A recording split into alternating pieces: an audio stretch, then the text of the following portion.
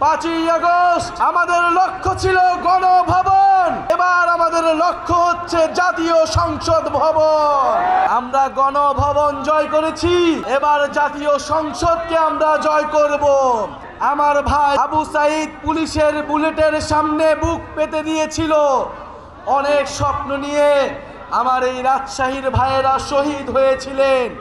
আমাদের স্বপ্ন ছিল না কেবল শেখ হাসিনার পতন, আমাদের স্বপ্ন ছিল একটি নতুন বাংলাদেশ, সংস্কারের মাধ্যমে বাংলাদেশের পুনর্গঠন।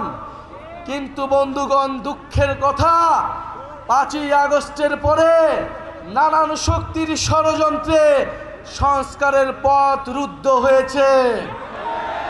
বন্ধুগণ, আমরা স্বীকার করে নিচ্ছি আমাদের ভুল হয়েছিল, আমাদেরও সীমাবদ্ধতা ছিল, কিন্তু আজকে আমরা আপনাদের সামনে শপথবদ্ধ, এই ভুল আমরা আর করব না, আমরা আর সুযোগ দিব না। যারা এই গণ অভ্যুত্থানকে, যারা এই সংস্কারের যাত্রাকে ব্যাহত করার চেষ্টা করছে, বাংলাদেশের জনগণ তাদেরকে কোনোদিন ক্ষমা করবে না।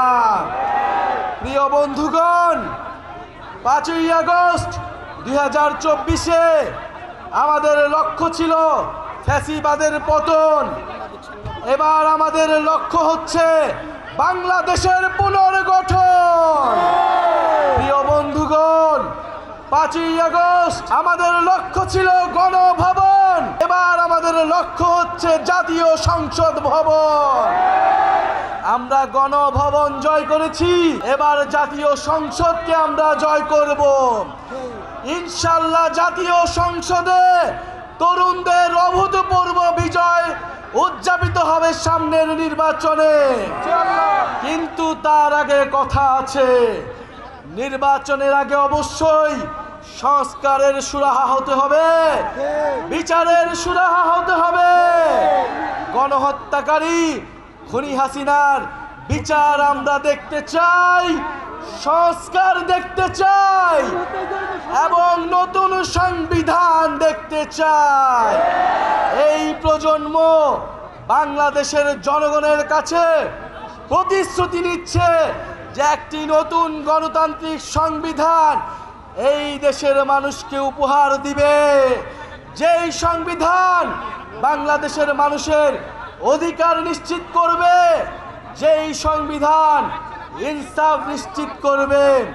প্রিয় বন্ধুগণ, স্বৈরতন্ত্র এবং পরিবারতন্ত্রের অবসান ঘটাতে হবে এই বাংলাদেশ থেকে।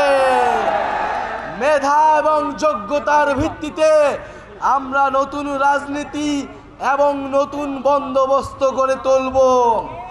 প্রিয় বন্ধুগণ, যারা জুলাইকে সংবিধানে জায়গা দিতে চায় না, যারা জুলাইকে কোনো আইনি কাঠামোতে জায়গা দিতে চায় না, তারা মুজিববাদের ফেরার রাস্তা তৈরি করতে চায়। তারা মুজিববাদের নতুন পাহারাদার হিসেবে নিজেদের ঘোষণা করেছে। মুজিববাদের যারা পাহারাদার, তাদের বিরুদ্ধে আমাদের অবশ্যই প্রতিরোধ গড়ে তুলতে হবে।